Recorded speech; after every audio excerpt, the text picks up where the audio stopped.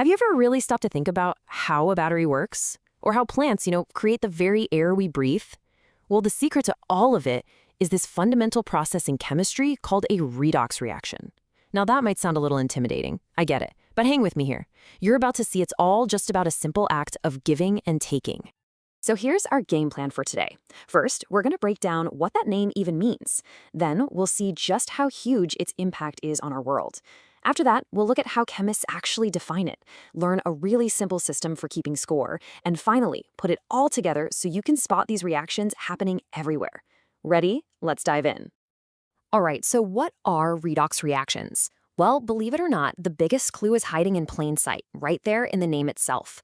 In science, a lot of names tell you a story, and redox is a perfect example. Let's decode it. What does redox even mean? Honestly, it's not nearly as mysterious as it sounds. It's really just a shorthand, kind of like a mashup of two words that perfectly describe the two halves of this whole process. And there you have it. The red part comes from reduction, and the ox part comes from oxidation.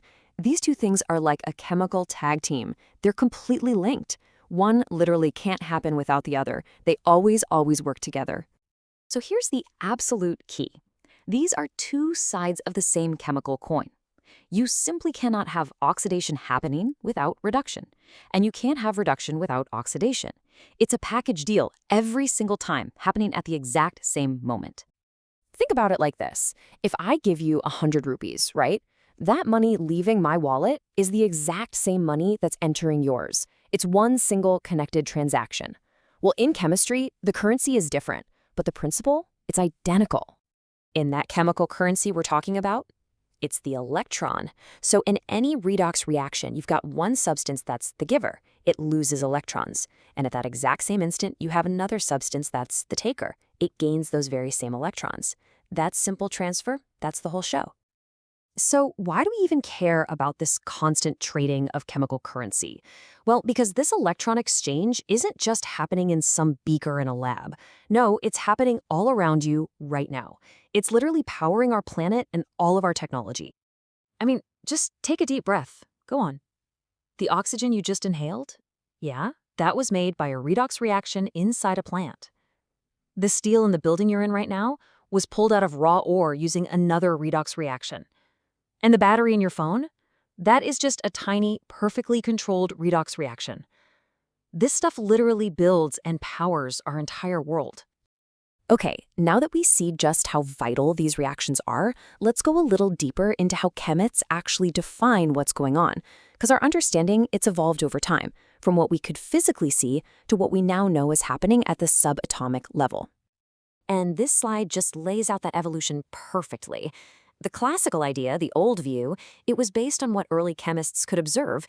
They saw stuff like iron reacting with oxygen to make rust, so they called it oxidation. Makes sense, right? But the modern view, it gets right to the heart of it. It follows the currency. It's all about the transfer of electrons. Okay, if you remember one thing, one single thing from this entire explainer, please make it this. Leo the lion says jur. Let's just say it together. Leo, loss of electrons is oxidation. Jur, gain of electrons is reduction. If you can burn that into your memory, you have truly unlocked the secret to redox reactions. So if electrons are this currency zipping back and forth between billions of atoms, how in the world do we keep track of them? Well, chemists came up with this absolutely brilliant system to do exactly that. You can think of it like a scorecard for every single atom in the game. And it's called an oxidation number. Really, all it is a score that we assign to each atom that helps us see the invisible movement of electrons. It's a simple tool, but it is incredibly powerful for tracking where that chemical currency is going. And like any scoring system, there are a few basic rules you gotta know. First, any element that's all by itself, a pure piece of sodium or a molecule of chlorine gas, it gets an oxidation number of 0. That's its neutral starting point. Second, if an atom already has a charge, what we call an ion, its oxidation number is just that charge. So an A+ is +1. Simple as that. Now for the most common players in the game. Hydrogen is almost always a +1, and oxygen is a super reliable -2. But, and this is important, there are a couple of key exceptions. In a metal hydride, where hydrogen is actually bonded to a metal, it flips its score to -1. And in peroxides, like the hydrogen peroxide you might have at home, two oxygens are bonded to each other, which forces their score to be -1 each. And here it is, the master rule that brings this whole thing together. In any neutral compound, like water or table salt, all the individual scores have to add up to 0. This is the key that lets you solve the whole puzzle. If you know the scores for some of the atoms, this rule lets you figure out the scores for all the rest. It's basically perfect chemical accounting. All right, this is it. Time for the payoff. We've got the concepts, we've got our scorekeeping tool. Let's actually use it to definitively spot a redox reaction in action and see that electron currency finally move. Okay, here's a classic. Sodium metal reacting with chlorine gas to make sodium chloride. Yep, table salt. Now, on the surface, it just looks like two things combining. But let's look closer. Is it a redox reaction? The only way to know for sure is to check the numbers. Okay, let's start with sodium after the reaction has happened. It's now part of the compound NaCl, and we know that in a simple salt like this, sodium exists as an Na+ ion, which has a charge of +1. So its oxidation number is +1. Right, but what about before the reaction? What was its score at the start? Well, it was just pure elemental sodium all by itself, and according to our first rule, any element on its own starts with an oxidation number of 0. And bingo, there it is. The number changed. It went from 0 all the way up to +1. Now, how does something become more positive? It has to lose a negative charge. It lost an electron. And what does Leo the lion tell us? Loss of electrons is oxidation.